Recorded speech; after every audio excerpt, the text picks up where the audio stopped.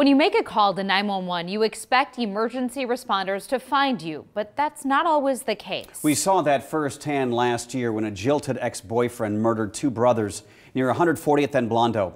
It took police 40 minutes to find the correct home.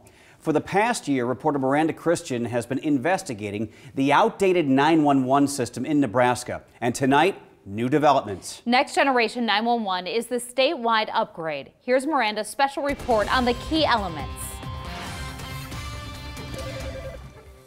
911, where's your emergency? The 911 system used today dates back to the 60s.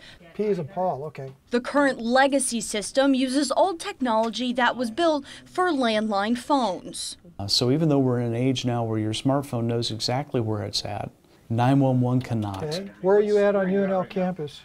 There is a nationwide push to upgrade to Next Generation 911. The National Emergency Numbers Association says states like Nebraska have started planning upgrades. Montana and the Dakotas are implementing Next Gen. Iowa is the only Midwestern state to have implemented Next Generation 911 statewide. This is life and death. These are people that need emergency help right away when they call 911. We want to make sure that 100% of the time we can accurately locate the caller. Nebraska State 911 Director David Sankey is leading the charge to transition to Next Generation 911, a service that will help pinpoint emergency calls made with cell phones. Nebraska has 60 different public safety answering points, PSAPs, or 911 centers. 911, where's your emergency? In order to upgrade to Next Gen 911, each one has to upgrade to an internet protocol-based system.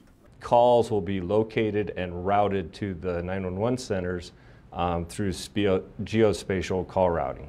That's using a geographic information system, which is a series of maps layered on top of one another. There's a layer for street center lines, another one breaks down where each PSAP boundary is, and the final layer will show where every emergency service jurisdiction is. All of these have got to be accurate. They've got to match up with one another wherever there's a border.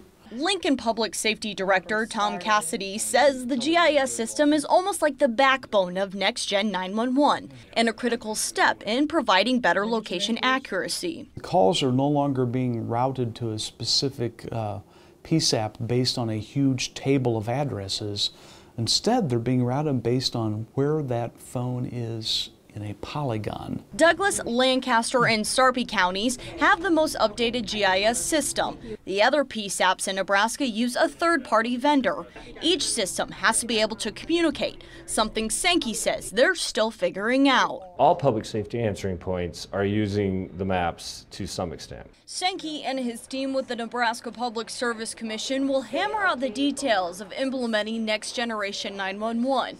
They'll present a full breakdown of cost, timeline, and ideas of governance to the legislature in December. The Emergency Services Internet Protocol Network and GIS mapping are core services to be able to transition to Next Generation 911. All right. Thank you. In Omaha, Miranda Christian, 3 News Now.